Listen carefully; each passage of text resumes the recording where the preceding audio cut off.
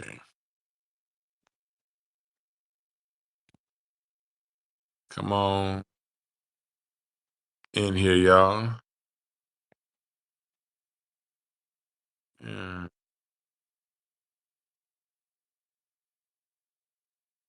Let me see here. Come on. Dismiss.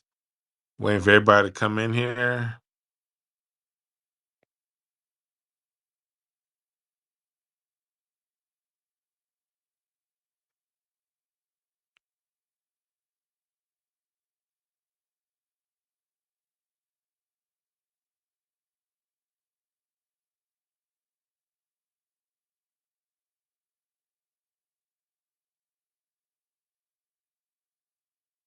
Hold on. Twitter space.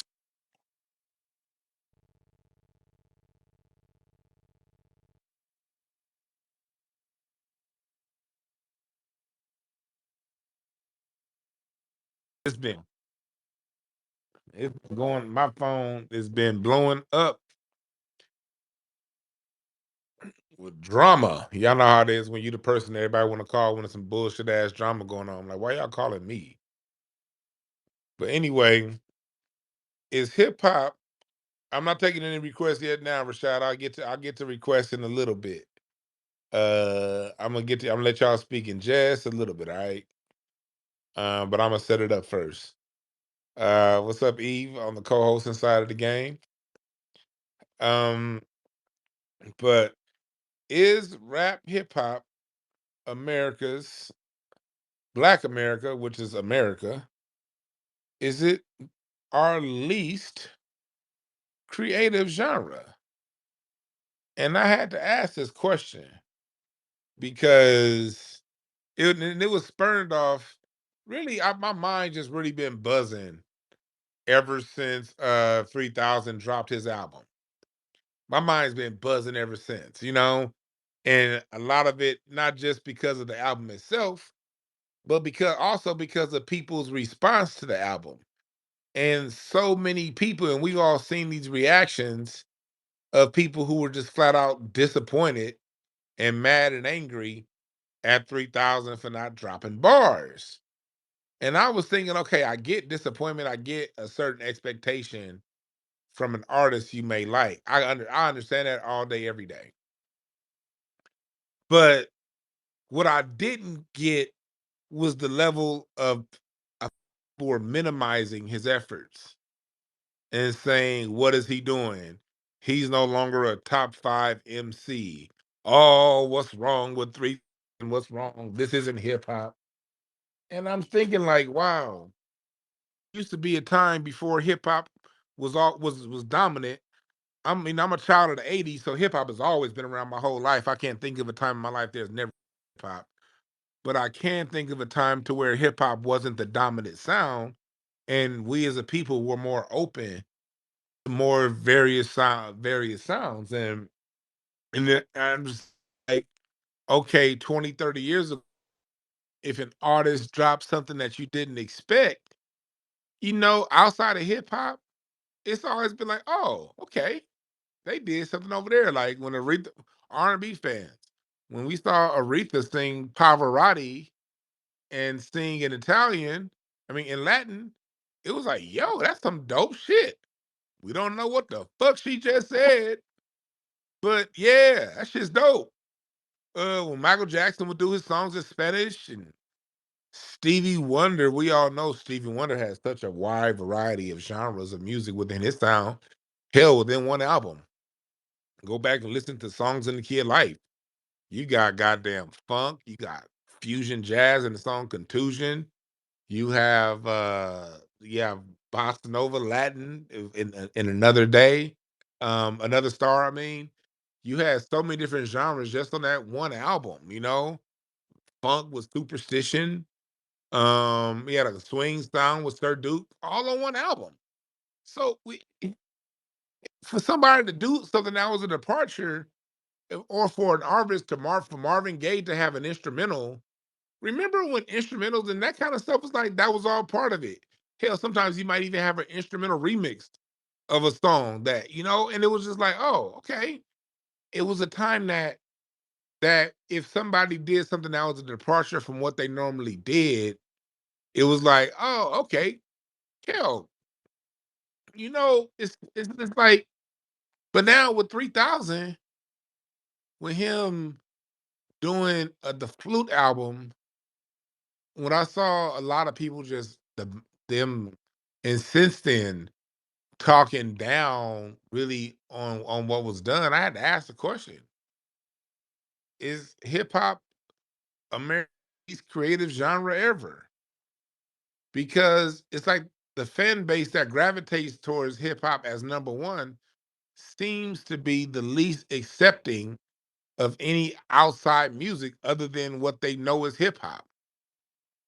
And then when we're talking about hip hop, I talked about this before, and someone was telling me that hip hop is America's most is genius because it's the most genius because it samples.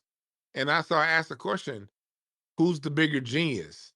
The person who sampled what was the music, or the who created the music from scratch?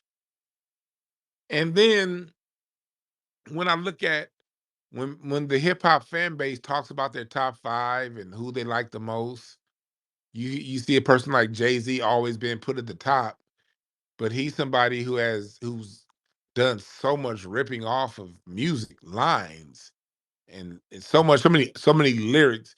He credited on one hand of being one of the greatest lyricists, but on the other hand, is so many of his lyrics are ripped off. And I can't, and no, and one thing I will not allow, and I'm gonna take you guys' comments later, but moving forward, whether it be a comment on here or on the comment section later on YouTube, I will not allow some idiot saying, "Well, everybody does it." No, the fuck, everybody don't. Not on the level of Jay-Z. If they do, prove it. And I've asked this question before. Give me five um who stolen direct copies of give me five lines, five lines that any artist has stolen directly. Just give me five, give me 10, give me 10. Give me 10 lines Kanye ripped, give me 10 Ice Cube ripped, just give me 10 lines Nas ripped. And you can't find it. Most people can't get past 2 or 3 lines. But with Jay-Z, I can give you a 10-minute verbal breakdown. I'll give you 10 minutes of just him stealing from other people. So it's like, okay, that gets pushed to the top. And then sampling when it comes to the music production side of the game, and the hip hop style format took out bridges, it took out a lot of harmonies, a lot of melodies, a lot of ear candy that used to be within our music. And it got us on this 2 bar loop. And now I've heard people say, like, I've heard people talk about, like, say, the Roots and Black Thought. You notice how as great as of an MC as Black Thought is, he never really gets talked about amongst great MCs. It's almost like because he raps for a band that does original music, the Roots sort of always have gotten played to the side. Press, is it just me who's noticed that when it comes to hip hop? The Roots have always sort of gotten played to the side, and Black Thought get played to the side because it's like, oh, he raps for a band. Yeah. It's like, so because the music that he raps over is actual music, that's a you take that against him? Same thing with 3000. Before the Flute album, every fucking Outkast album would sound different. And all my life for the last 20 years, really the last 20 years, because that's 20 years ago is when Love Below dropped. I would hear people be like, I remember when I was in college, people being like, man, I stopped listening to Outkast after Equimini, man, because they change. Man, they change.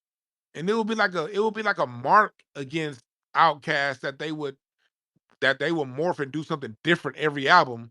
Specifically, I'm talking about the hip hop purists, quote unquote, because those of us who hip hop is a part of our music diet, but not the primary part of our music diet, that we've always liked that about Andre 3000, the fact that he's so diverse. The people, those of us who like a lot of different forms of music and hip hop. But I'm speaking from the people who are just the so-called hip hop purists, the ones who, for the most part, only listen to hip hop and don't listen to too much outside of that.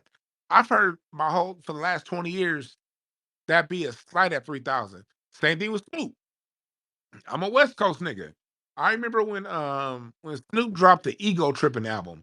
Ego Trippin' dropped in 2008, I think that was 2008 when Ego Trippin' dropped. He had a song that Snoop had a song that he remade from Johnny Cash called Get My Money, Buy My Medicine. And it was a country song that Snoop did, and people was like, ugh, what's Snoop doing a country song? And I've always appreciated Snoop because Snoop would jump around. He'd go from a gangster song to a love. Snoop has actually put out more love music than he has gangster music. And that's one thing I don't think he gets credit for. People always go right back to Doggy Style. Nigga, go to Rhythm Gangster, nigga. He also put out a lot of love music too. Ego tripping, relationship music. Then when he went to the Snoop Lion and did the roster thing, and then he did the 7 Days of Funk, the funk album. Then Snoop did a gospel album. And every time Snoop made a departure and did anything other than gangster, a lot of cats here on the West Coast kind of put that as a mark against him. So this is just a pattern of behavior that I've been noticing for 20 plus years now. And I had to ask the question, is rap hip hop America's least creative genre ever? Not only because of the samples, not only because hip hop has elevated somebody to the top who's basically done nothing but take from everybody else, but also the hip hop listener, and what they appreciate and what they don't appreciate. And it seems as if the sound over the last 20 years has really boxed us in as a people, mentally, and creatively, as far as what we like. Lenny Kravitz made a dope observation. He said that Lenny Kravitz said that he's never been invited on none of the black award shows. And I thought about that for a second, like, damn, that is a travesty. Even though me personally, I've never been a big fan of Lenny Kravitz's style of music, it's still black music. And part of the award shows is to appreciate the diversity. Every black artist shouldn't have to fit into a box to be appreciated and acknowledged by black people. Hell, maybe black people would appreciate that rock and roll style more if Soul Train played more black artists that did rock. If BET gave more of a platform to black artists that do alternative styles of music. And I'm talking about BET when it was black on. I ain't even talking about Viacom BET. A lot of people was like, well, those are white award shows. Nigga, I was around in the 90s. Niggas on BET back in the 90s, and we didn't see Lenny Kravitz back then either. So we gotta these are just conversations that we gotta have, and I'm about to open a conversation up to y'all, but I wanted to start it off with that. Eve, my co-host, what's your thoughts initially? Because I know you play the flute and everything, you play music, and I know you have strong opinions on this too. So I want to know what you guys think, what Eve thinks, and I'm gonna get on to the rest of y'all. Appreciate that, Dwan. Shout out to you and to the room. And definitely, I think that this is a conversation we should have.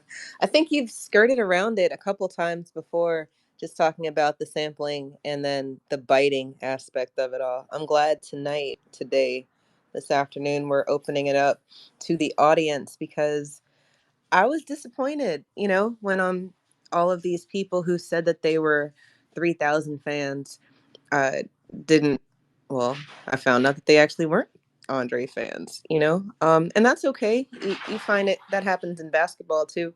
People say that they're a fan of the team, and really they're a fan of a player. So, I guess that behavior extends itself across many different environments. But I think that when people aren't required to grow or want something new, or they get uncomfortable, with something that they haven't been exposed to, that'll stunt their growth if nobody's there to help them talk about it or talk to it with them. I think spaces like this can be a bridge for these people who, I don't want to call them ignorant, but they just don't have the vocabulary to talk about why certain things don't make them feel good, or why they want it to be a certain way, or why it has to be a certain way. But I like that. I like what you said about the sampling, because I used to think that sampling was creative until it's like, well, y'all could use instruments too. Y'all could make music too. You don't have to just take it from okay, but maybe that's another conversation. Or I mean, it's today's conversation from a while ago. So thank you for giving me some thoughts about this. To the room, if you want to come up and speak, please do that. Don't soapbox though, because we don't like that over here. Um, Dewan, I don't know if you had something to say, but Rashad has his Yeah. hand up. I'll get to the shot 1 second. But no, going back to what you were saying about I used to think sampling was creative too until I got my ass up in church and started creating music from scratch. And once I found out what it took to put the pieces together in a song to even create something dope enough for you to sample. Sometimes when you're out there sometimes it's just a jam session and it just comes together and it flows. Other times, the songs I've been a part of creating, it literally took months to really get the parts right. It's like, okay, I like this bass line. I like that drum groove, but that keyboard lick. eh, Or okay, where's the transition? And oftentimes the sample will be a transition. But sometimes when you're putting music together from scratch, it can take months to come up with a nice transition. Like a good transition can really a lot of work and a lot of comings together to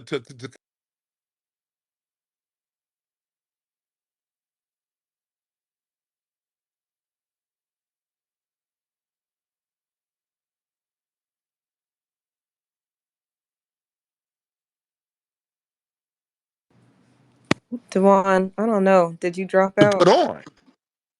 Okay. Yeah. Okay, am I there? Am I there? Now you're back. You're back. Okay, my Twitter's bad. messing with I your was over face. here trying to pull up a song. I think I'm actually play some music on this particular today, and I'm putting this up on my Patreon. I think I'm do some music on this one to give examples. Um, but we don't understand how a transition. Sometimes the sample may be a transition, but a transition can really take a lot to put together. And just say once you put it together, and you know what you want your transition to be. Do people know how much rehearsal it takes to lock in the sound?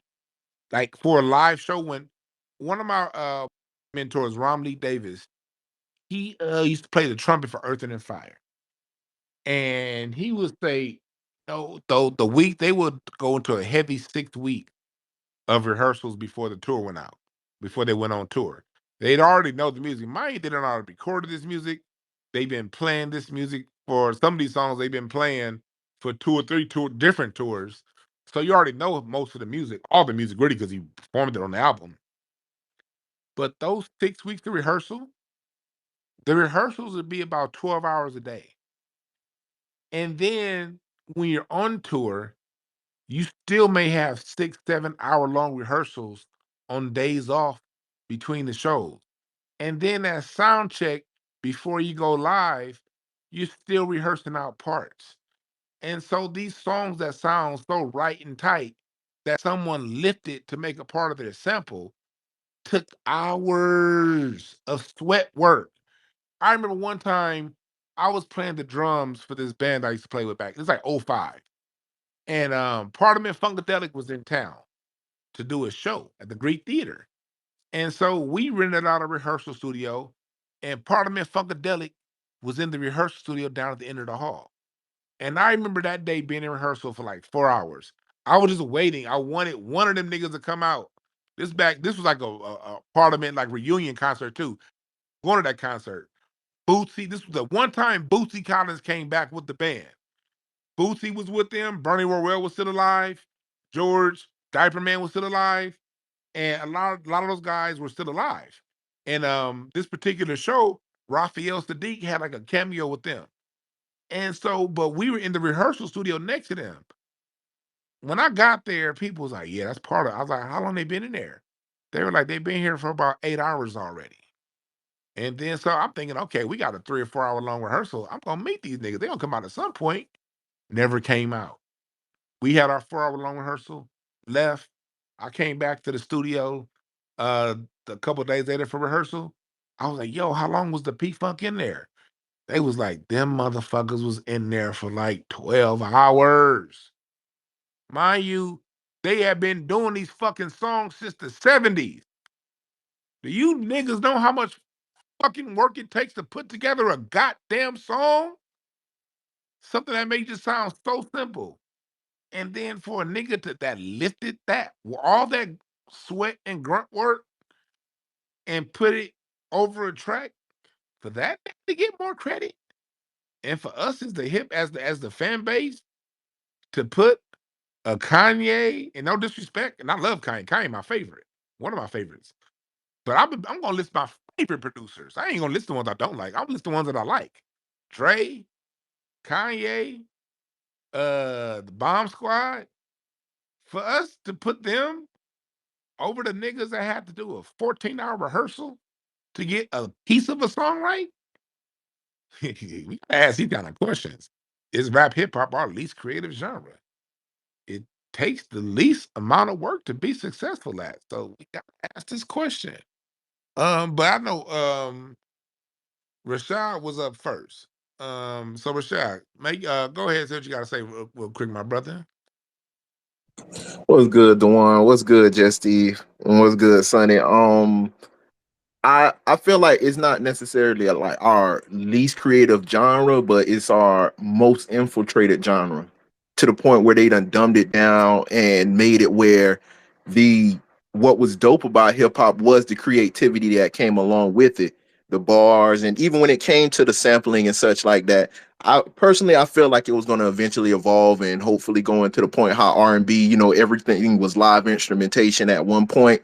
I was hoping that at one point that's what was happening with hip hop, but because it was the most revolutionary, it was the most street, it was the one that connected with the youth so much, they had to infiltrate it and make it so I guess you'd say reduce the creativity that came along with hip hop. So in my opinion, I feel it isn't necessarily the least creative, but the most infiltrated. I'm glad you made that point. I will say this: every genre's been infiltrated. Like swing from swing to R&B.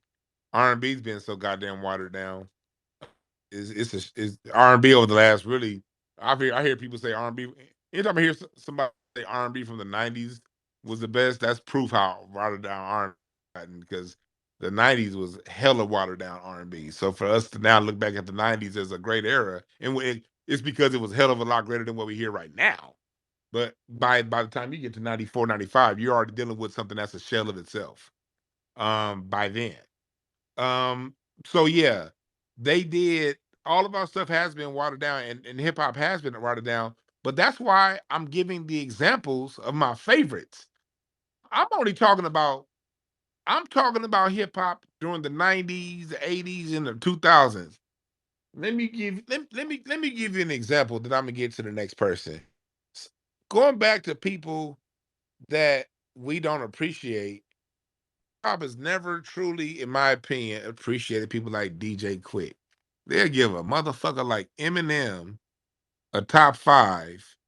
But then somebody like DJ Quick, who not only is a dope ass rapper, he is a sound engineer, he is a music producer, and he does live music. And then when they do talk about his sound, they always wanna box him down into just the gangster side. And a producer, someone as much of a musician as DJ Quick, he does not get the credit amongst the hip hop purists. So, like, there's a song right here that I always like using this song as an example. In the 2000s, that's when the hoes and clothes sound started to really come in. And DJ Quick in a different direction with his sound. He wasn't it was the whole hoes and clothes sound, but he also had this live sound with shit like this. Because Quick went in a different direction than hip hop was headed. He said, "I don't want your bitch. I don't want no woman that's gonna require all these expenses. Give me somebody that's regular." And then turn around and said, "You got yours, I got mine, and we're balling. Let's pitch in on the party." This was during the time when everyone was saying, "I'm balling. I got all the hoes. I got all the clothes. I'm buying.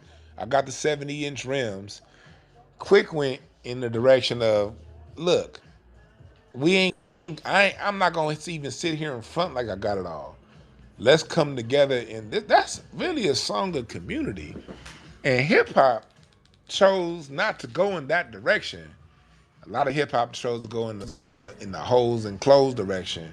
And now, 20 years later, we tend to elevate those artists that sent us out on some bullshit and sort of play the artist that was talking about some real shit to the side and act as if an artist that actually plays music and talks about things more than one thing as if they're a novelty act.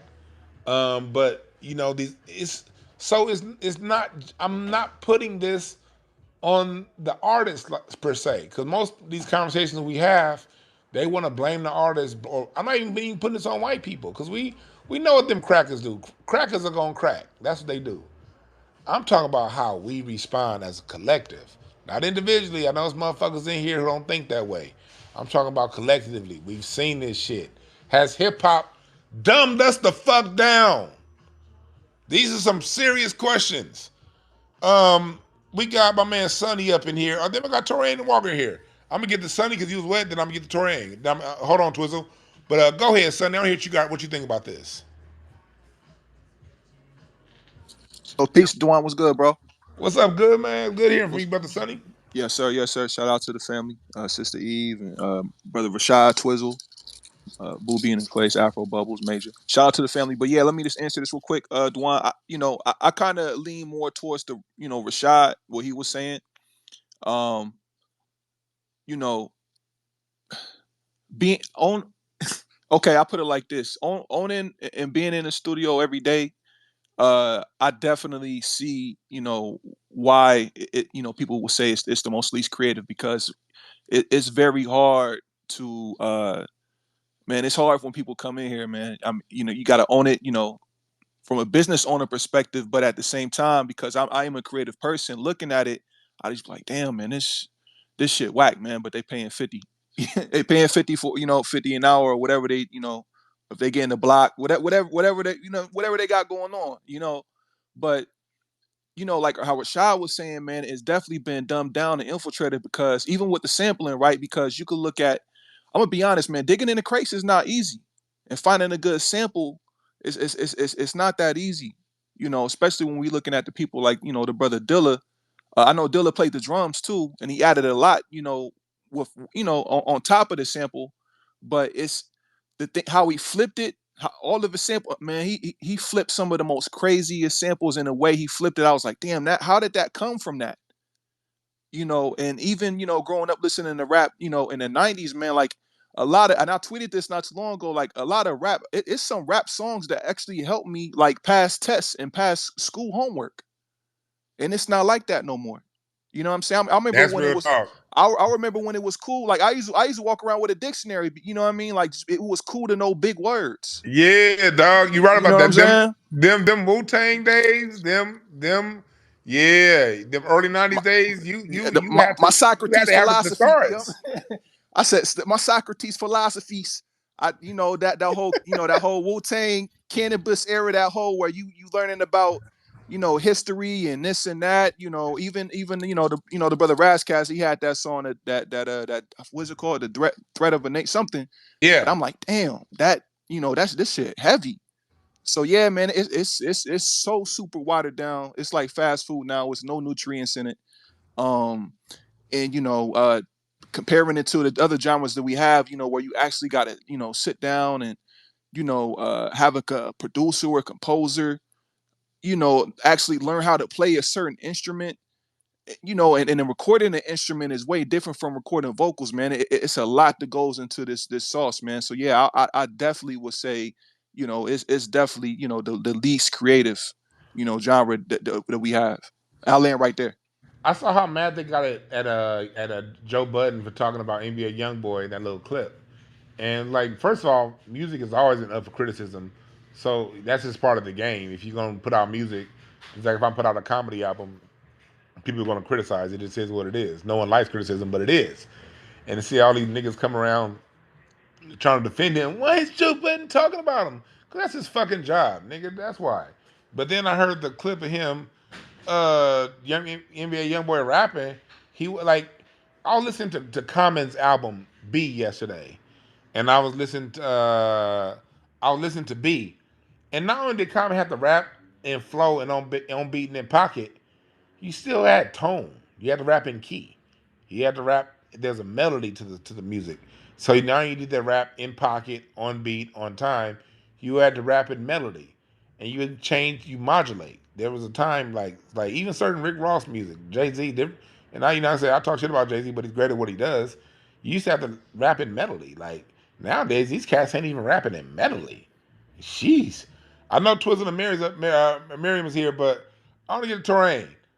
You got your hand up, my brother. I want to get to him, then I'm gonna get to back to you, Eve. I want to know what you think about this, my brother.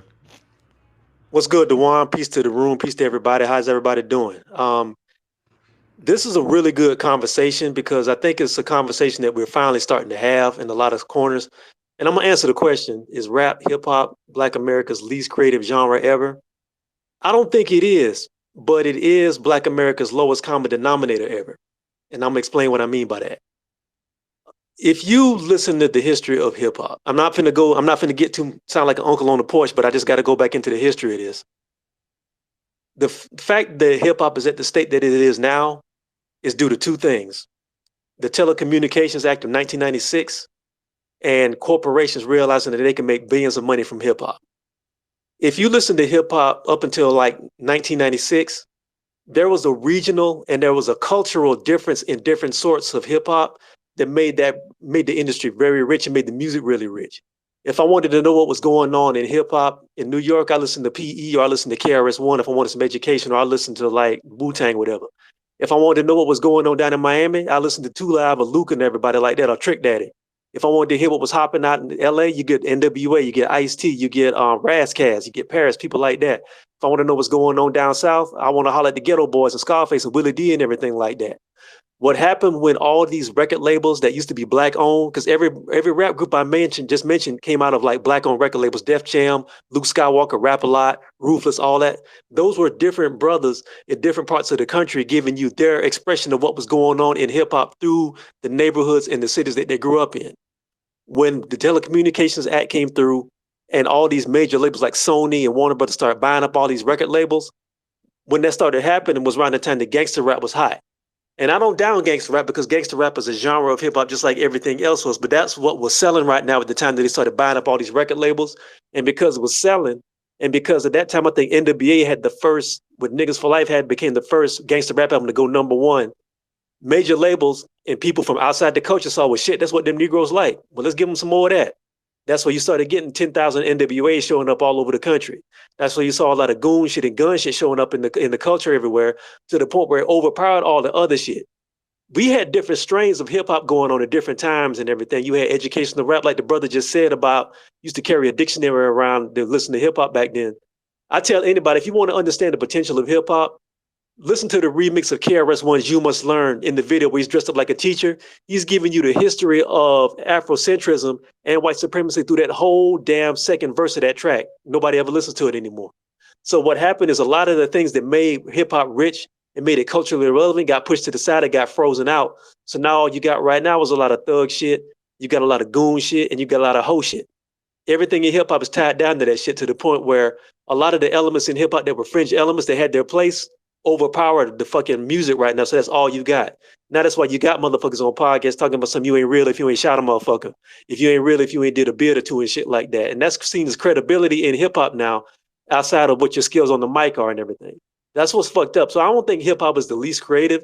It's just that the degenerate shit got bought out by people who don't give a damn about the culture anyway.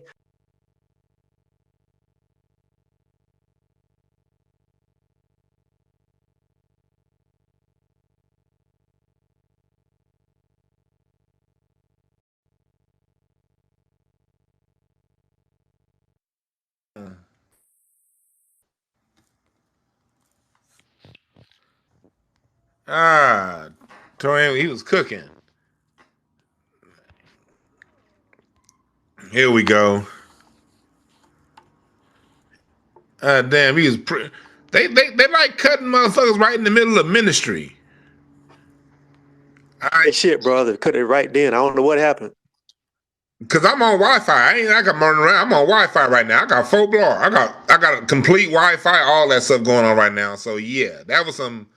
But it's recorded. That's gonna go up, and then you can get right back to cooking because I'm gonna combine the two, and it's gonna all act like it when it go up on YouTube. It's gonna go up and act like it's all one video. Yeah, I got you, man. Somebody at the front office pulled the plug like Forrest Gump when he was at the Vietnam school. Yeah, yeah. Now we on Wi-Fi right now. Nah, we no. Let's go. And that's all I have to say about that. Yeah. But nah, man, I was just gonna wrap up by saying, man, that no, man, it's just that the people who control this music and control this industry, they want us at the lowest common denominator as human beings, and the best way to do that is through your music and your entertainment. You go from the '60s, everybody was talking about Sam Cooke was like, a change is gonna come. You get to the '70s, you had brothers talking about ain't no stopping us now because we had gotten through on the civil rights movement. In the '80s, you had brothers like the Whispers doing music about love and everything. We get to where we are now, it's all ratchet and it's all trap shit and it's all hoe shit. And again, that has its place, but if you don't have anything else outside of that, you get what we got now. That's all I got to say. Yeah, you're right about that. It's about the bat. You mentioned something earlier when you talk about the Telecommunications Act of 1996.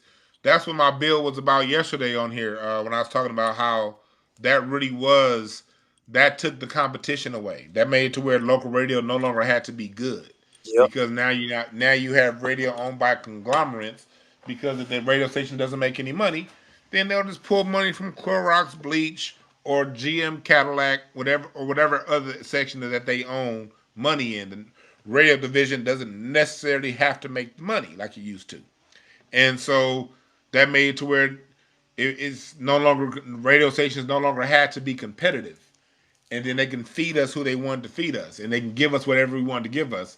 And the point I like to make all the time was, if you go back and look through the most streamed songs for a lot of artists, as great of a love band as the Isley Brothers were, their biggest streams come from songs like Harvest for the World, Fight the Power. The music, the people, the people have always kind of gravitated towards the music saying something. Marvin Gaye's sound was love music. But what's Yep. going on was his most powerful song. Yeah, So, and Barry Gordy fought him every step of the way. That he told him not to release that. yep, Look what happened. yep. Same thing with Stevie Wonder's You Haven't Done Nothing. We are amazed but not amused by all the things you said that you'll do. They're often qualified but not concerned with decisions that are made by you. We are, people. We. That's what we like, and that's what we've always gone toward.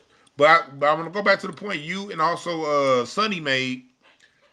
Sonny made a good point talking about hip hop is. I think it's the least common denominator. I think that was you. I'm gonna try. That's Torian or Sonny that made that point. That was me. That was you. The least common denominator, and that's true. I like. I like that. I like that way of framing it because when it comes, they couldn't do that with R&B at its best. It took them a long time. It took them a lot longer to destroy R&B because R&B is that sound that you can't fake. You can't fake funk. You can't fake R&B. You can't fake bebop style jazz. But R&B, the singing, the soul that it takes to pull that off, no other group in the world can do that. So you had to dumb it down throughout the 80s and really throughout the 90s and the 2000s to where now you can pull off a K-pop. But even that kind of stuff, it's still very few groups, Adele, of those others that can pull it off. When it comes to the hip hop sound, you don't have to sing like that. You don't have to reach these highest levels because sampling and because now it's okay to bite off people, you can almost get anybody to do that. And since you can almost get anybody to do that, I think that opened up the doors for the sound to be infiltrated on the level it's been infiltrated. Um, Eve, you the co-host. Reset the room, please, and then I don't know who was next after that. But Troy, if you have anything to say, just jump on in. Yeah, but before you move on, I think you made a very good point. I'm sorry I missed your space yesterday, but people forget the importance of local DJs, and the Telecommunications Act pretty much destroyed that. Yeah. I've had some conversations with Luke down in Miami, and we've had some. He told me about how he used to when the Two Live Crew was getting off the ground, he had to get in a truck and go to local radio stations with presses of the records. But that was back when you could walk into a radio station, say, "Hey, yo, I got this record," put it on and stuff, and they would throw it into the rotation, and it would become a local hit. It would go from a local hit to a regional hit to sometimes a national hit. But that's because the DJs in the city were clued in, and they were the voice of the neighborhood, and they were the voice of that city. You get one or two DJs on your side in one city, and you can cover the rest of the country. You know, people like I know Ice-T and Cube and them be talking about Russ Parr and Uncle Jam's Army out in the West Coast. They showed it on Straight Outta Compton, where you could go in there and they would play your record and stuff like that. If you look at the Dolomite movie, remember the character Snoop Dogg played? Yes. Like, beg him to play that record and play that record and play that record. That's how it used to be. You don't do that anymore because everything's corporate. You can't go find your DJ. Half the time, the DJ, if you turn on the radio, the DJ in your market is either in New York or they're like 10,000 miles away from where you live and everything, and they're playing what the people who run hip hop tell them to play. You can't get a local record played no more like that. Yeah, that Telecommunications Act, because payola has always been a part of music. We know that with the Frankie Crocker of the 1970s, with how he got fired unjustly. But so there's all that when you had local radio, the local radio had to walk the fine line between taking its payola and playing good music. Because if you didn't play good music, people were going to turn to the dial down the street. So payola, yes, has always been a part of music, but before the Telecommunications Act, you still had to be good, because if you did not play good music, people would not listen. Yep. So the way to stay good would be to keep a steady lifeblood of new music coming in locally, and then you get people who are local stars, local celebrities. Your Too Shorts, they're selling hundreds of thousands of albums out the trunk, So you put one of those on the radio at KMEL in Oakland. Not only do you have a new sound, but you also have someone who's already been hustling at their own audience locally, doing shows and selling out their trunk. Now those people hear something that they hear in their trunk on the radio. That's going to get them to possibly tune into your radio station more. So before the Telecommunications Act, when you had local ownerships who had to sell advertising space to the car dealership down the street and to the local law services to keep those numbers up, they had to be dope. But when you do national radio, now Disney owns your radio stations. Now Clear Channel, Sinclair Media, they don't give a fuck if you guys tune in or not, because if they take an L, and we see the numbers, when you look at Hot 97 and all those places, the listenership now relative to 20 years ago is abysmal. But how do they stay in business? Because they're owned by companies who own every other fucking thing we do. They owned by companies who own dish soap and We get a tax cars. write-off. Yes, it's a tax write-off for the other. For the large, huge sums and gajillions of dollars they're making in their other businesses. This radio station, they're writing off the losses over here while at the same time programming us. So that's how the game works. But I appreciate you bringing up that point. You can jump in anytime you want. But go ahead, Eve. You go ahead and reset the room, and then you know who's next. And I'm gonna go ahead and roll this blunt while you do all that. Right on. Peace to you again, Dwan. Peace to the room. Wow, so many good points have been made in such a very short time. So I'm glad everybody was able to get back in the room quickly. A couple things that have been brought up.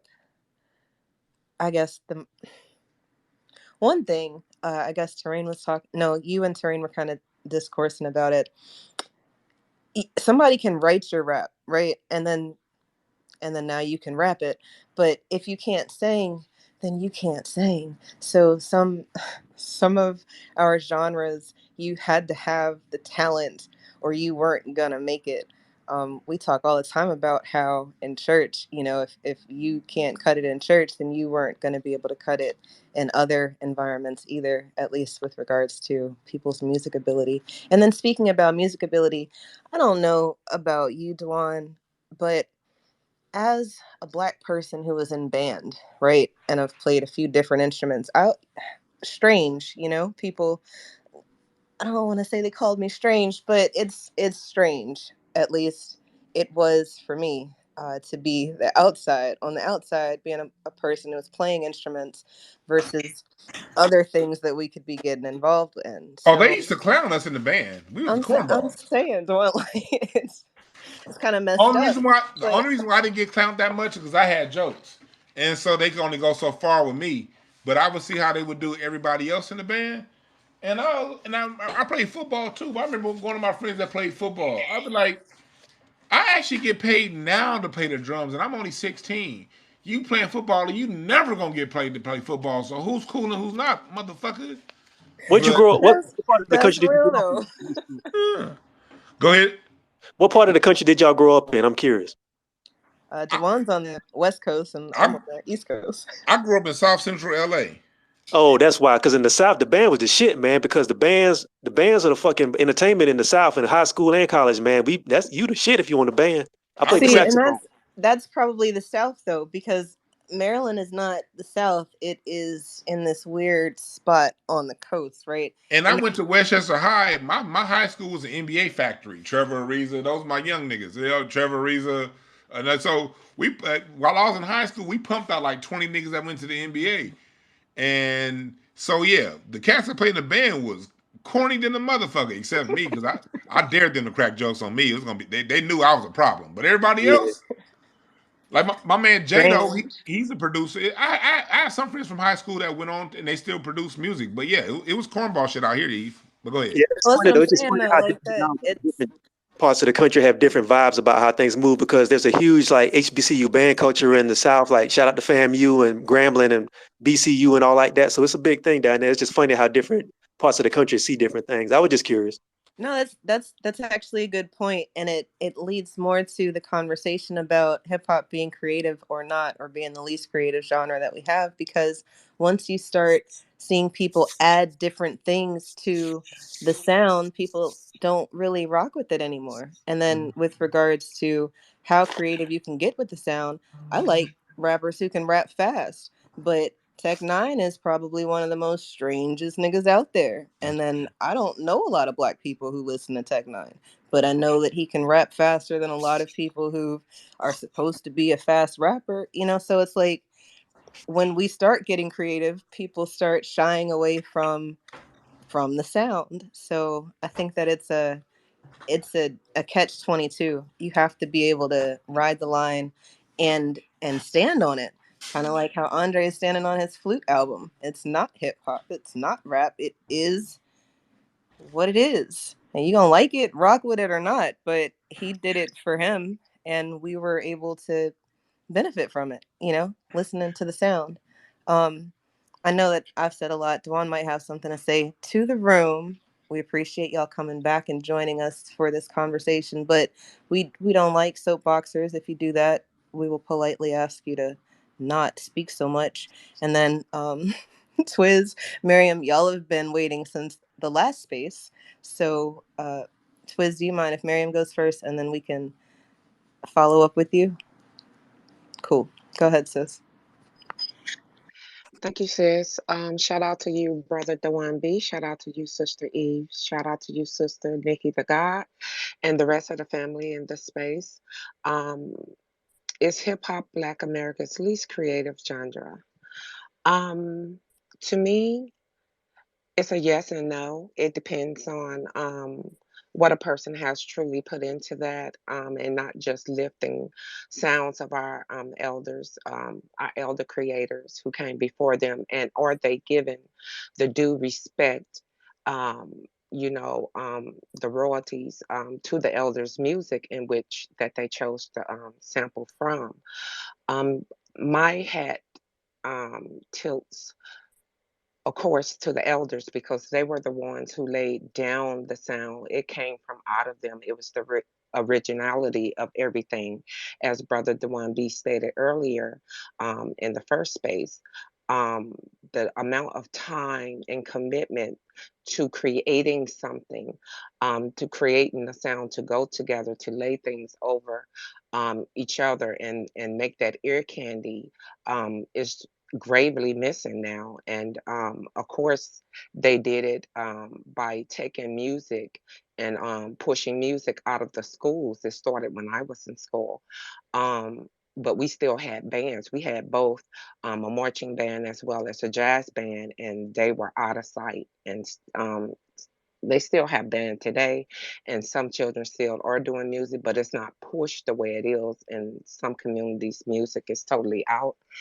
And also the comment on the Telecommunications Act, the Clearwater Act. We know that it was they used Jesse Jackson's son to push that through. He faced allegedly jail time and a lot of fines for pushing that big deal through for Clearwater, which dumped down the music sound and pushed out our local DJs who were the heartbeat um, for the community and gave so much substance behind the artists because the artists could communicate with them straight from the streets. And we, the people of our lineage of the streets, were the ones who put that stamp on it, or whether or not if you had what it took to become a artist, and you had to have some originality to that. And last but not least, our wonderful godfather of soul, James Brown, when he collaborated with the one of the great opera singers, Giovanni Perotti. I hope that's how it's pronounced. This is a man world that was out of sight. That was impromptu, and they got it in. Thank you.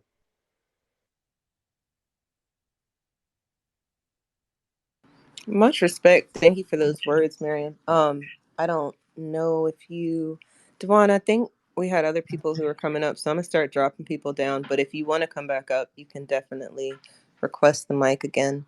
Twiz, it was on you now. If you're there. Hey, what's up, everybody? What's up, Yes, sir. DB? Thank What's you up, again, Miriam. Jesse? Thank you, Miriam. What's up, Twiz? But go ahead. You know, good spill. What's up, Tori? How you doing, brother? Y'all I'm was good, hitting brother. How you? some man. If I complain, nobody will listen, bro. So I'm just keep grinding, man. Hey, with y'all, this little space right here, DB is a whole fucking hip hop documentary, bro. Because everything you saying is 100% history. And the base I want to touch on, but y'all hit on so many. How Sonny was like he went to school and how educational it was. That's how it was with me because I grew up, solo bolo, so the music was all I had. And how y'all was saying music was big. People with music was using big words. Who remember Keith Murray? When Keith Murray came out, Keith Murray was like one of the. It's like he was like a walking encyclopedia Brown of hip hop. You know what I'm saying? But when you go back to the question, the original question, how did hip hop? I'm gonna say hip hop, not rap music. I'm gonna say hip hop was one of the least created genres. I'm gonna say it was for the simple fact it killed the band. You know what I'm saying? DB, I come from a music family. It killed the band. Like people don't play instruments no more. Nobody played the guitar. Nobody played the bass. Very few people play the drums, and that was a major part of our history. Because back in like from the '50s all the way up, the music game was a hustle. A lot of people was getting together, getting their own little groups, making their own little bands, trying to make it big. You know what I'm saying? Now it ain't that no more. Because if you look at R&B, R&B is dead now, damn near. You don't even have any R&B groups. You know what I'm saying? But our music is so instrumental in our lives and in our cultures for the simple fact when we were listening to bands play, when people were playing the bass, the drums, and all that, like when you look at the SOS bands, just be good to me. That was a whole orchestra right there. That was a whole everything, and they don't have music like that no more, bro. So yeah, I say to a certain degree, hip hop is our least creative genre because only thing people is doing is trying to learn raps. They're just writing raps. They're practicing rhymes, but yet they're not learning how to play an instrument with it. So yeah, you 100% correct on that. And hey, I land my plane there. Yeah, I'm with you right there. And my biggest complaint, and I get it. Some people may want only write raps. I get it. One of my biggest issues is the way people who do create the music, the way they're treated within hip hop. It's like you don't give 3,000 more respect for creating for learning an instrument too. Shouldn't that make him even a better MC? That he's diversified what he does. Shouldn't artists like DJ Quick, who not only does he sample, yeah, he samples, but he also plays live music on top. Shouldn't he get a little? Shouldn't that be from our point of view as a fan base? Shouldn't I give him a little extra credit over somebody who just puts together a beat? I mean, that's why I'm asking this question. But I'm glad we're having this discussion on this because going back to that point, I'm gonna get to you, Sonny. I see you got your hand back up before I get to the next speaker. Um, then I'm, but one another point I want to make, just like I said, going back to the whole point about creating music that I had going in the other room, like I for years I didn't give myself enough credit as far as how long all the years I played in church. Because people would ask me, where did you play? And I did play. I recorded a few albums, and I did play up and down Sunset for a few years, the Roxy, the Whiskey, a Go Go, all the different venues that they tell you that such and such artists played, the venues that Jimi Hendrix played on Sunset. I played them all, but the majority of my music was in church, and all of us played in church in some kind of way. And church is one of the last pure forms of where music is made, where you don't have all of these trained musicians and producers and samples and all these resources. You got people that's getting off work. Our lead singer, she was a secretary. Our band director, matter of fact, you know who my band director was at church? Kid you not. Y'all saw that video of that teacher that whooped that little Mexican kid's ass for being disrespectful? Marston Riley? That Yeah. black You man said that was if fighting that with the kid student, got oh, you that, going to hell. I wouldn't have never want to work with you. Yes. That was, you said he deserved it. You said if that yeah, man whooped that man like that, that was owed. Yeah, no. I Marston, mean, Marston was my music director as a child, as a teenager. And I'm telling you right now, Marston was one of the nicest people you'd ever want to work with. Probably the easiest music director I ever worked with. Because in church, when you would deal with some music. Music is you talk about a battleground. Music is a place that we do not play when it comes to music, and me neither. Like when I was doing my two shows with Tashina last month, I played the drums for like one of the songs, and I hadn't played the drums in years in front of people. But everything that came, all my years of not playing, all that shit came right back when the bass player would miss the note. I was like, hey, you don't fuck around when it comes to music. Music in church, you do not play. This is some serious shit. And I've seen fights happen in church. That particular band director, Marston Riley, was one of the most patient music directors I've ever worked with.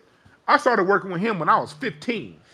He he was a music director at my church at first. My church had an association of churches, and we used to have this once a year. You know how it is. You go to church, you got a whole bunch of churches, and you have the once a year rally where all the churches come together under bishop.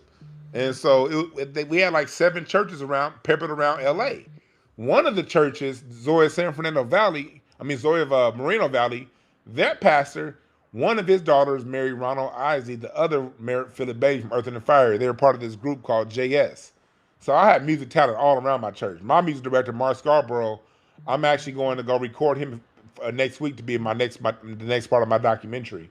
But Marston, he was one of my music directors. And when it came down to the music, what it takes to get a sound off, to bring it to you on Sunday morning, for a whole bunch of judgmental motherfuckers talking about something, ooh, that song didn't sound that good today. Nigga, do you realize the bass player drove a bus 10 hours that day at work before he came to rehearsal? That's how serious music is and what it really is. And it's always been this high standard. And if you don't meet that standard, get the fuck out of here. When it comes to music now, it's like, where are the standards? And then when someone like me comes around with a standard, oh man, you just hating. That's some shit we gotta clean up.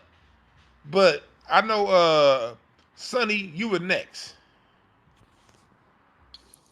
Yeah, Dwan, you actually, added to some of the points I was definitely going to present. You definitely took it there. Like the, the competitiveness of hip hop. Um, that's pretty much gone, man. It's a lot of emotional, uh, grown men who don't understand that that's a part of hip hop, and you can't that's always been, something, a tool that you had on your belt as an MC and as a rapper. And now to hear people be, oh, I'm not a battle rapper, man. I don't, or when somebody really come test your pen, people get the ego trip and niggas want to pull out pistols. Listen, bro, you have to have certain tools on your belt as an MC and as a rapper. You know what I'm saying? Like that's part of the genre. It's always been a part of the genre. It's always been creative in that aspect. You know what I'm saying? You always had to have metaphors. You always had to have, you know, uh different punchlines, different things on your tool belt. You always had to be a storyteller. And it's not like that no more. People are, I don't do that. That's not me. Like, listen, you always had to have these different capabilities, and you always looked at them as a badge of honor. You know what I'm saying? Like, man, I got to get my story game up. You know what I mean? I'm good in this area of rapping and MCing, but I need to become better in this aspect. And it's not like that no more. You know what I'm saying? And I was gonna say another point too, man. I forgot, man. You was kind of cooking. You was kind of cooking low key. Okay. So I it's my question for you, Dwan. Would you say that hip hop hip hop is it the hip hop the genre is that least creative, or would you say the fans of hip hop or pretty much Wait, wait, closed wait. minded? That's a Wait, good wait, wait. question. Don't answer that. Don't answer that. I All right. gotta I gotta All right, bring go this ahead, go point ahead. up. Sonny, you said you definitely hit an extreme point that needs to be brought out, and it'll Dewan's gonna expound on it when he talks about the audience. But these new niggas don't know what a metaphor is, Sonny. After being a teacher for some years in the public school system, I am sad to say that a lot of these people coming up and then putting out music, they don't know how to storytell. They don't know grammar. They don't know how to spell. They don't know the difference between and there. And I think that that's a problem. And it's not even that they're not creative, because they could be creative if they wanted to. They're lazy. So It, maybe hip hop is our laziest genre. I don't know. But go It, ahead, Juan. to go, yeah, it can be, but part of it is it's a both and situation. There's always we always want to see things. Most things happen in duality. Very few things just is. There's always a feminine and masculine aspect of everything. Everything in our universe is duality. Um, so it's a both and. When hip hop in the '80s and '90s, like what Torain brought up, they made you want to crack open a thesaurus, listening to Wu Tang, listening to different artists, listening to Bone. That made me be like, oh, what that word mean? Let me look that shit up real quick. And so in the time where the education system was dumbing us down, the music before the 1996 Telecommunications Act, before the music that was being pushed out that we chose, they sort of, even though we grew up in a bum ass educational system, the rap made us want to get smarter so we can at least know what the fuck we listening to. Worst case scenario, you know. But on the other end, and this has always been my contention with rap, going back to the '90s, because again, I started teaching myself how to play the drums in 1995, '96, and that's when I started playing in church, and so I started seeing a lot of this shit happen in real time. I saw a lot of hip hop fans were very closed off to rhythm and blues. Back in the '90s, when everybody else was listening to Tupac and Biggie, people saying Tupac or Biggie, I was saying Earth and the Fire or Parliament. That's when I was getting into Chick Corea and Herbie Hancock and Dizzy Gillespie in the mid '90s. You know, I was getting when most people was getting when DMX was at his hottest in '98. My favorite artist in '98 was when I was really into Max Roach and what he was doing in bebop. and I was really into, and I liked DMX. Don't get me wrong, I did like, what you really want? I like DMX. I like that, but I was more into the sounds that the rappers were sampling than the rappers themselves. And in my curiosity to find out and go further back into the music, I would have a lot of my peers and a lot of people my age at the time saying, "Dwan, you just an old nigga. What's wrong with you? Why you playing the drums?" And like, yeah, oh, you just sound old. When I would be like, "Nah, I don't like that song because," or they'd be like, it'd be a certain people be all when people was really hot, like on Nelly. I'll be like, nah, give me a song with a bridge and background singers. I'm good. You know, I've never liked. I'm like that Delhi shit to me was just the most simple, lame brain ass music that at that point, at that time, I didn't realize it'd get far worse. But at the time Nelly dropped, that was the most simple, lame brained ass music on earth, and niggas just was getting crunk to it. Like, hey, I'm like, I'm looking around like, what the fuck, you niggas is y'all into this shit? And then, because I was like, you don't have this, and then when Ashanti dropped, I like Ashanti was cool, but that little weak ass voice. I'm used to listening to women that can change keys. Like when all that shit was hot, when Destiny Child was big, and then Beyonce got real big. I'm like, man, I ain't heard her modulate keys once. I'm like, okay, where's the band at? Why is this on a 3-4 bar loop? I'm over here listening like this shit is like dumb simple, and the listeners would be like, oh, this is the greatest shit ever. And so part of that is the listener. And I think I can't all the way blame the listener because at the same time, they stopped teaching music in school. And people, for the most part, 85% of music people listen to is going to be music that's fed to them, you know? And so if you're fed a whole bunch of simple, mundane music, and at the same time, you never learn for yourself what music is, you're probably going to like whatever they give you. That's just a human thing. And so I had that. So I had to when I got to be around the 2010s, I had to learn how to back off and become less judgmental. If I had the same conversation 15 years ago, I'm extremely judgmental and extremely like hard nosed on it. Like, man, these people are fucking stupid. But I had to learn how to grow. That's where maturity came in for me. And I'm glad I didn't have a mic 15 years ago, 10 years ago to be talking like this because I would have come off as extremely arrogant, I would have come off as an asshole, and you guys would not have wanted to listen to me because I was a real dickhead. You know, I had to learn how to really reason and balance and see the full environment of what I'm seeing. And so now I can convey the message in a more educational kind of way than a judgmental kind of way. Because 15 years ago, if we had this conversation, I'm judging all you niggas, calling all you niggas stupid.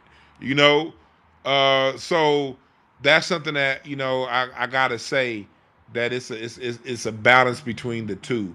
But at the same time, we all have the options to grow and get bigger and get better and learn. At least for me to start liking jazz, took me to at least I had to first open my mind to something. I knew that I didn't like jazz. I knew that I didn't understand jazz. I had to at least open my mind to understanding it. And when I first started listening to it, I could only get through maybe 5 or 10 minutes at a time. And then 10 minutes went to 20 minutes. Then I can get through a full album. Now I can go 3 or 4 or 5 days without ever listening to a song with words on it, Longer than that, depending on my mood. But it took me first recognizing that, hey, what I know, understand now musically is very limited. Let me at least find out. For me, when it came to expanding my mind past hip hop, that was me saying, okay, let me at least learn what these niggas are sampling, because at the end of the day, they could be rapping all day, but it's the beat that got me on this song, and we all got to be true with that. If it wasn't about the beat, everybody in here would be #1 poetry fans, but don't nobody listen to no goddamn poetry because it ain't got no fucking beat. It's the beat that attracts us to the music. And so when I got to the point where it's like, okay, I'm at least find out who made this beat and where it comes from, that's what opened my mind to unlocking it to being more open and seeing where else, what other music it is out there. Because one thing hip hop fans have to remember, most of your music is sampled. So you can't walk around this smug attitude like hip hop is everything and all things, because what you're listening to 80% of the time came from somewhere else. So that alone should make the hip hop fan more open to the other forms of music. Um, I know She mean business. She's up here. Go ahead. Oh, I thought somebody was before me. It was, but they Oh, left. okay. Hey everybody. Thank you for this space. I knew this was going to be a great discussion. I'm so sad that I missed the beginning part. But I just to speak to the question first, I definitely don't think hip hop is the least creative genre. For me, I think it's a full blown explosion and expression of just how genius and creative we are as Black foundational Black Americans, especially if you do a deep dive into the different elements of hip hop. And I wanted to just say that, first of all, you know, they were already pushing live instrumentation out before hip hop. That was already a thing. They were already taking it out of the school, music out of schools and all that stuff.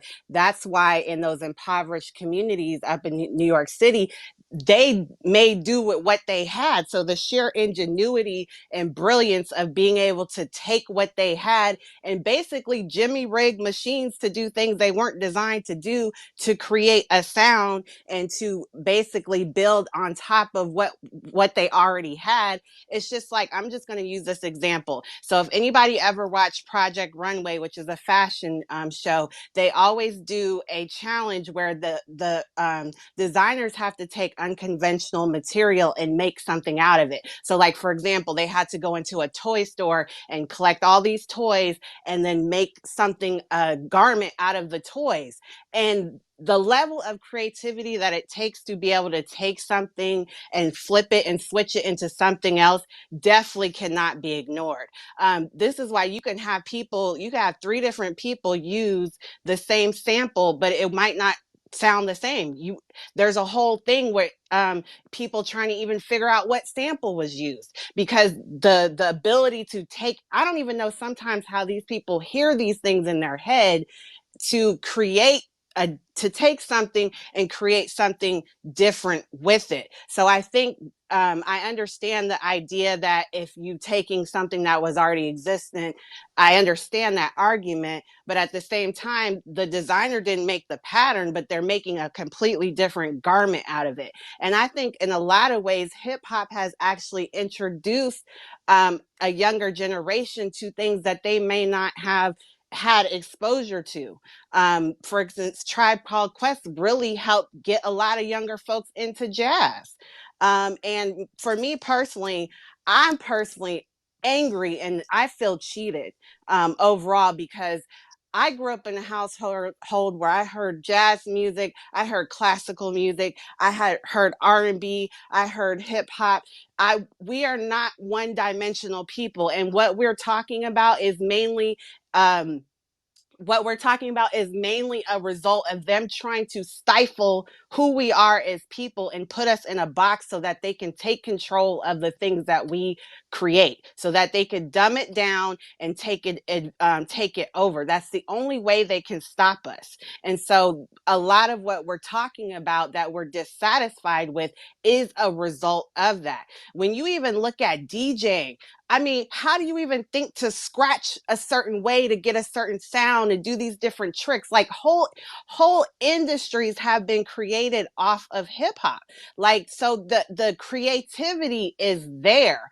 The standard has been brought to hell, which is a result of these greedy ass corporations who want to control everybody and who decided to weaponize our music against us. And yes, it's a damn shame, and we've talked about this so many times, that this generation is the first generation that's growing up with no male and R&B groups. As for somebody like me who grew up with a plethora, like, this is the first time in like 60 years that this generation has not one. They have none, and we should be outraged about all of that. Personally, I'm not going to compare, because I feel like our people, whatever we step into, we freaking show ingenuity, creativity, and do all types of stuff. It's just like the music equipment itself, our creativity and the way we jimmy rig machines were using them in ways they weren't even supposed to be used created a whole other lane for them to start making machines cater to what we do, like ASRs and MPCs. The way they make them now is all catered to based on what was going on in hip hop. So I think, for me, that's how I feel. I completely understand the argument because yes, we need live instrumentation. I say we have it all. I'm not one of those people that wants to just have one option. I love the fact that I grew up with multiple options, and they don't want hip hop to. They want to force only hip hop on us as our I only want to. genre. I I'm want sorry. before you go further. Before you go further, I want to go back to the point about the groups. Because this is actually something I've been saying now for about 20 years. I'm a millennial, 42 years old. I'm the last generation that grew up as a child that had women groups to look up to and get horny over. And girls need boy groups to look up to. And that's part of childhood is having that, is as a young boy saying which one from SWE is the finest. Who's finer, In Vogue or TLC? You know what I mean? And then the girls, they had their arguments with Jodeci and Boys to Men or whatever. Because on one hand, as a boy, you know you had your girls you wanted, and then you had the male groups, which one you wanted to be more stylish like. I lean more towards Jodeci and how they got down than how the Boys to Men cats got down. And then we that used to be part of the music discussion. And if you notice, that all stopped in the 2000s. The last new group was what? Next? The last new group was what? There was what 25 years ago. Drew Hill. Remember when Drew Hill was one of the Drew Hill was the last class of new groups. You had of course you had the '80s groups. You had in the '80s, of course, you had New Edition and those groups, and then you had Guy and all that stuff. But by the time you get to the late '90s, you saw the spout started to get slower and slower, and there were less and less new groups being introduced. I remember Drew Hill was introduced, and then it was Jagged Edge. You had 112, and then when Jagged Edge being one of the last new groups, listen to their biggest love song was "Meet Me at the Altar in Your White Dress." We ain't getting no younger. We might as well do it. If you ask me, probably the worst love song ever written. You mean tell me you want to get married to somebody for the rest of your life because ain't nobody else coming? That shit's sorry. You can't even compare that song lyrically to the Manhattans, to the Spinners, to the Temptations and the Dramatics. Teddy The Pendergrass. Yeah, Dramatics said you was just shopping, not buying anything. I want you. If these niggas said meet me at the altar because we ain't getting no younger. So even our last set of groups wasn't talking about shit. And but at least it was a group. You ain't seen 3 or 4 black men and women come together since, and it's been now 20 years. Like it's you have a group called We Are King. I like them. 3 women. They're beautiful. But I mean, we you got got a lot of groups right now, you though. gotta find them. I'm talking about the ones that are up front where you get You with got it. the internet. The internet was 6 people. It was, I'm talking about the ones up front. Like you stop getting groups. The internet again. That's another one that was put out independent. You know what I mean? Okay. You used to have independent. We've never lost anything independent. We still put out independent stuff. I'm talking about that was put out for us to consume on a mass level. And you Well, they notice, were under Our Future. yeah, and going Then you back to got what Division. and, Division is a black male group. They're under OVO. You got Cruiser. again, Cruiser, I think, is on Interscope. again, I get that. Like I said, we've never stopped doing anything. I'm talking about what was put out there when we owned the labels on a large level. That's different than what's out there. We've never stopped putting out good music and good groups. I'm talking about what was put out there for us to consume on a large level by the labels, not groups that you can find, groups that were put out there. Because to this day, it's still great hip hop being made. It's still great music being made. It's just not put out there on a large level. So that whole side of music was purposely cut off not only through the 1996 Telecommunications Act, but by all these white labels buying up all the black labels. Going back to Tori, the point we were earlier talking about the Telecommunications Act, along with that, a lot of our music labels that we created started getting consolidated and bought out as the late '90s went along. And when them folks came put their grubby hands in our music and our labels, that also cut out the spot of talent and groups and things like that. So we always got to go back and look at what's been put out there. I want you to you can finish your point off, and then I'm gonna kick it back to Eve, and then Eve is gonna kick it back off to whoever's next. All right, cool. I guess I'll get my. Oh, Yeah, so the only thing I was going to finish up with is that, they have tried to basically limit us to only hip hop as a method of control. And they don't want to let hip hop grow up. We should absolutely have an adult contemporary lane for hip hop. They don't want to let hip hop grow up because they're using it to destroy the minds of the younger people and get them in this low vibrational state of thinking and being. And so that's why we're not seeing that. So to me, I think the thing is that, even when it comes to house music, when you go to Baltimore or different places where house music, was big in our communities where it originated, like in Chicago and places like New Jersey, you're going to get different textures and different sounds and different, because that's who we are as people. But the genre of house music on the larger scale is stuck in one sound because their whole goal, and Stephanie Mills talked about this, they want our music, but they don't want us. So they've been actively pushing us out of all of our genres of music. And this is why we have what we have right now. So I'm just going to land with that. But thank you for this great conversation. I'm so glad you're having it. Definitely. Thank you for your thoughts, your Most words. deaf. I think she definitely broke down some things for the audience. And I liked a lot of what you said, She Means Business. I do wonder, I wonder about what we've been talking about with regards to the creativity and the infiltration aspect of it all, because a lot of it, a lot of what we've been talking about with regards to creativity, it's the now and not where it came from. Like where it comes from, sure, definitely not the least creative genre, but I think where we are right now, the fact that people can write whatever it is that you're going to go perform, and you don't necessarily have to have the talent, and all these other groups can kind of just skirt in, that that's got to be a problem. So maybe we need to riot, like what She Means Business was talking about, because She Means Business, don't you know? I think it's on Jelly, are you there? yeah. What's going on, y'all? Is hip hop Black Americans' least creative genre? I would say no, because hip hop is the genre name and it has a whole bunch of different side things under it. Like rap is under hip hop, trap is under hip hop. A lot of different categories are under hip hop, and because of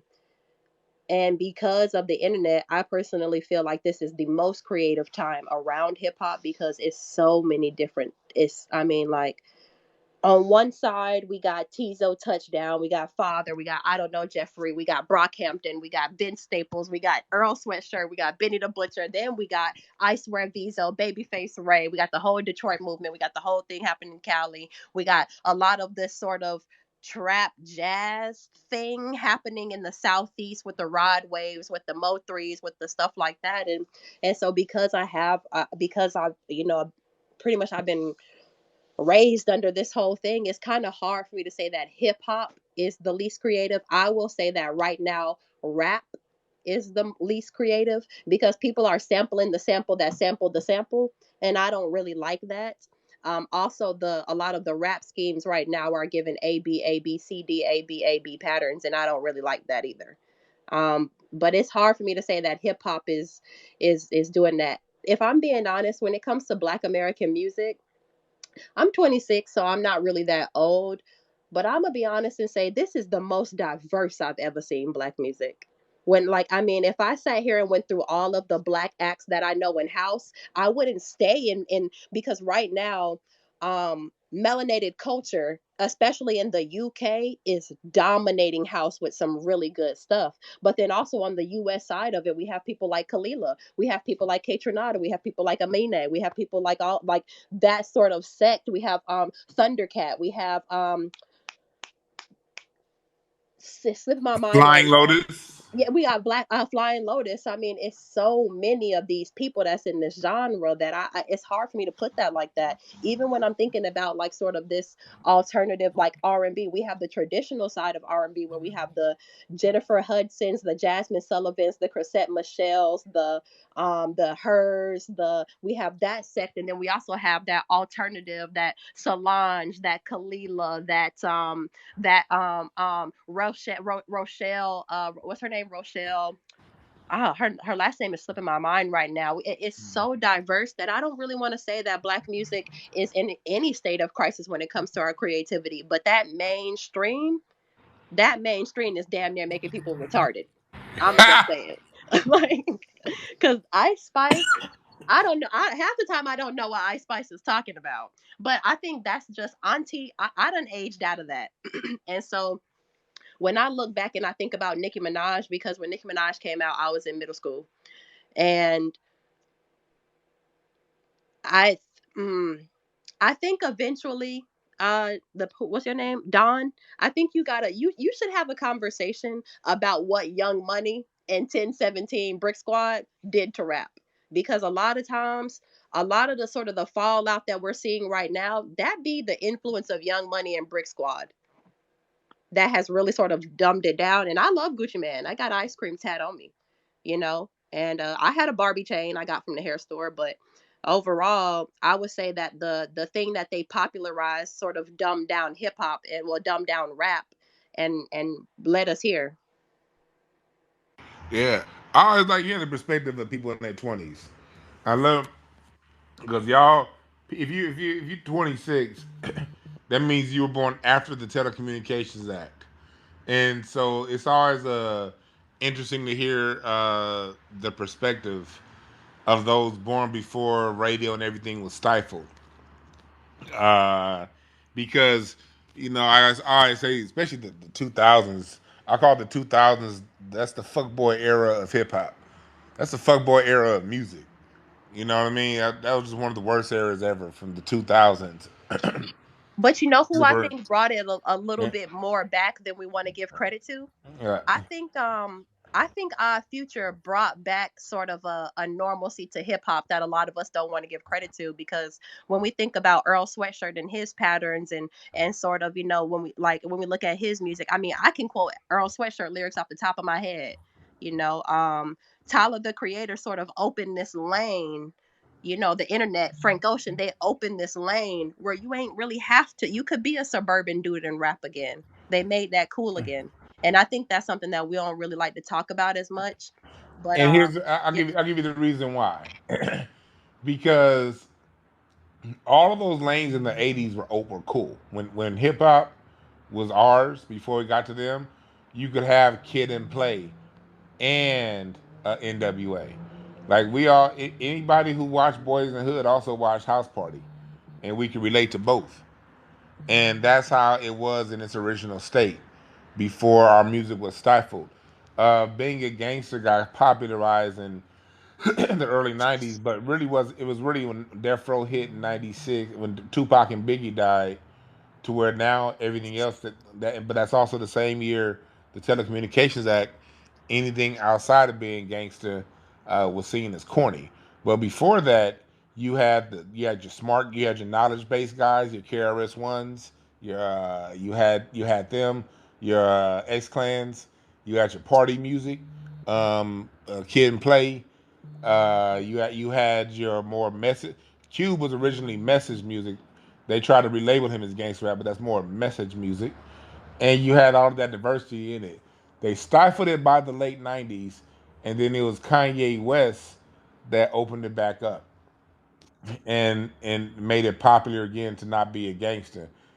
I remember when Graduation dropped, 50 Cent had bet. He said if Graduation hit harder than my album, I'm gonna retire. And Graduation did hit harder, and niggas was happy to see like 50 Cent get the fuck out of here, because by the time at that point 90 when '06 '07 come around, '08 we're tired of this whole gangster thing now because it stifled things for a few years. So what we see is this opening and then closing, and is every 5 or 6 7 years somebody new has to come along to bring us back to one. But before that, this stuff was always there. That's why I always encourage people at that age to really study the music before then, because it really would happen, and also my age, because I'm like I said, most people in hip hop are really, really, really, really, really encourage us to study everything outside of hip hop, because hip hop doesn't make sense unless you understand bebop. Hip hop doesn't make sense unless you understand swing and disco and funk. And that's when it all starts to make more sense, when you understand all of these other movements that we've had, the regional movements, and you see there's nothing going on in hip hop that's new, nothing going on that's original. But one thing hip hop did do was bring a lot of great things together. And one thing I love and appreciate hip hop for was Black Americans created so much wonderful music over the last 100 years. It happened so fast, and it came out in such a heavy volume. There wasn't enough time to consume it all. I can go back, I can teach a 2 year long class just on the music of 1976 and not repeat one motherfucking message. I promise you that.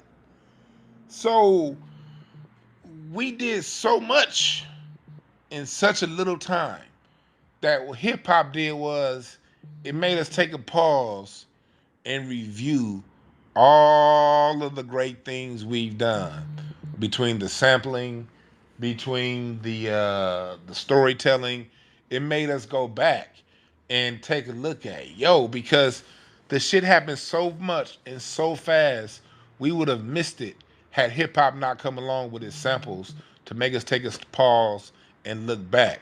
But like our young lady just said, 26 years old, she just said, even she recognized we're at the point to where it's now samples of samples of samples. I think we've gotten to the end. We've had enough of a review. Hip hop has put a pause. It's allowed us to review and go back. My point is now it's time to move forward, and we've always moved forward. I think we've taken enough of a break, and it's time for something that's next to come. And I think that time is here, and it's happening with different forms. Like you have trap jazz, you have a lot of different things going on right now that's budgeting. I can't even call it hip hop. I can't call it R&B. It's a lot of things going on right now that it feels to me as if something is simmering. And I saw that documentary recently on trap jazz, and I was in certain parts that I missed. I was like, these niggas in Atlanta don't even know, because they was over putting it when they were talking about the trap jazz. They were talking about how there's something that when they was talking about the West Coast, they was getting in talking about like the rap side of it, and people don't even know here in the West Coast it's a whole like live music scene that's going on over here. The jazz scene over here in LA has been fucking amazing the last 20 years. Kamasi Washington, and it was the hip hop guys that put the jazz guys on. It was Snoop and Dre, and bringing these young niggas named Terrace Martin, Thundercat, Flying Lotus, Kamasi Washington into the studio to record. That put enough money in their pockets to record their own music. Now they got younger cats under them. And this is this whole thing that's happening regionally. I was glad to see that trap jazz thing going on in Atlanta, because I need Atlanta to get on some live music. Atlanta's gone too far to me in that sample track bullshit ass auto tune sound. Atlanta needs to get back to live music, and that whole trap jazz scene. When I saw that documentary, that rebirth by faith. I'm like, hell yeah. I know the DC niggas are doing live music. I fucking hate go go, but at least it's a live form of music that when it binds with other things, it's gonna create something. The Philly nigga, I was just in Philly last month, and I saw they bands. Philly got like a nice live music scene. So pretty soon, right, especially right now with gentrification, a lot of black people being displaced and forced to move to other places. A lot of LA and Oakland has been displaced to Las Vegas. You see, not only the Raiders and the Oakland Athletics going to Vegas, a lot of black LA moved to Vegas. A lot of black Oakland Bay Area moved to Vegas. That tells me something. We about to have a whole bunch of new dope ass basketball and bass players coming out of Las Vegas. There's going to be a new sound coming out of Vegas within the next couple years. You can't have that many black people migrate in from different areas into a city and it not be a sound. So what I'm telling if you live in Vegas and you got a kid, put a fucking drum set, a bass guitar, a trumpet, something in their motherfucking hands, because something new is coming to that's going to change the world within the next 5 to 10 years. All these all this repatriation back to the South. New Yorkers are going back to Atlanta. California niggas are going back to Texas. There's something that's going to come out of this. Niggas, keep our motherfucking ears open. And whatever these babies are creating, let's jump on it and embrace it. Don't be like our parents and them other old niggas that was like, oh, that's just that new hippity hop. That's what they were saying. Oh, that they need to stop the hippity hop. No, nigga, own it. These little niggas are about to create some shit. I'm telling y'all right now, we've done it every fucking time we've been displaced. Every time economic hardships have pushed us into new cities, pushed us into new sides of town. Every single fucking time our saving grace was the sound we created out of it. It's happening right now under our motherfucking nose. Let's just be aware. Sonny, I'm gonna get back to you, and then I'm gonna get back to Eve. But go ahead, Sonny. You got your hand up. Nah, yeah, you definitely had hit on some great points. I think it was She Means Business, you know, or Jelly, I'm not sure. Somebody mentioned like the growth and the evolution of hip hop, and I think that rings true too because I feel like hip hop is like held captive. If hip hop was a human, I feel like it's held captive like in a tower somewhere where it's not allowed to actually age and grow up and develop, like a regular human would do.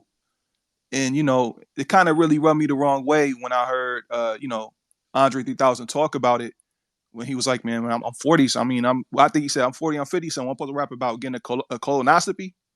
You know what I'm saying? I'm like, that's no other genre does that. Where you hit a certain age because we all have birthdays. Everybody gonna get old. You know what I'm saying? Where you hit a certain age and you just supposed to stop doing what you love. That's weird. That's always been like a weird. Here's why it's not weird. I hear what you're saying, brother Sonny, but here's why it's not weird. You do reach a point to where you don't. Other artists, you don't have nothing to say really about what's going about. That's why. But in other music, you just transition to a different position. Miles Davis said the same thing, but in not so many words. Miles Davis was known for kind of blue and miles ahead. That era of Miles Davis from Birth of the Cool, Miles Ahead, kind of blue. That late '50s, '60s era Miles Davis. That era, he changed the world on the trumpet 3 different times in about that 8 year period. And then he went on to Bitches Brew, burning that electric sound. Then so that was his first big diversion. Like, he had done other diversions, but that was a big departure, bringing in all those electric sounds. And then he did that heavy electric funk fusion jazz sound, and throughout the early to mid '70s, and then he disappeared for a while. And then when he came back to Tutu, and Tutu was Miles Davis sampling Michael Jackson. It was Miles Davis playing his version of rhythm and blues and other hits. And people got mad as fucking Miles Davis. They were like, "What are you doing, Miles? We want to hear Kinda Blue. We want to hear Birth of the Cool. We want to hear flamenco sketches. We at least play Bitches Brew." We didn't really like that transition. Bitches Brew was to Miles Davis what the Love Below was to Andre 3000. He was a rapper, but when Love Below came out, he sang and rapped and did other things. That was the equivalent of the departure Miles Davis did when he came up with the Bitches Brew album versus everything else who had come. There's a lot of parallels between Miles Davis and Andre 3000. So many parallels. But what happened was when Davis, and this just coming through me, I never thought about this. I'm just channeling this right now off the top of my head. This is all channel right now that's coming through me. Miles Davis was happening. What happened with 3000? He didn't have nothing to say, because in hip hop, people expect you to say a certain thing. And one thing that happens is when Andre 3000 has been rich for 30 years now, he flat out can't relate to us. He can't. He's rich for a long time. He's not who he was as a man at the time he was writing those raps. So where he is mentally, he's already knowing if I talk about these things, I'm already about to get a whole bunch of shit thrown at me. And then sometimes creatively, true creation, I ain't talking about the people who imitate. I'm talking about the true innovators. That shit comes from God. That's spirit. True innovators work through spirit. Everybody else copies.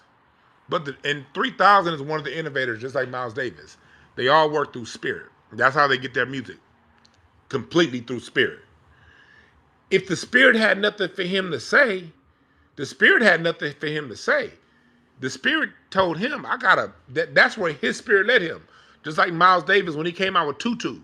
His spirit led him to covering. People are looking at Miles Davis like, you're Miles fucking Davis. Why are you covering rhythm and blues? That's a lower form of music. And they're looking at me, and Miles Davis never went back. He would always say in his interviews, I'm not going back. Only difference is 3000 is more gracious with it. Miles Davis just cussed you out. He'd be like, you motherfuckers shut up, bitch. I ain't going back. These motherfuckers want me to go back. Who the fuck? I'm Miles motherfucking Davis, motherfucker. I ain't that. Miles Davis just was far more ignorant with how he delivered that message. But Miles Davis wasn't going back. What happened? I'm gonna get you, Tori. I just saw you. You got your hand up. I'm gonna get to you. But what happened when Miles Davis? The one time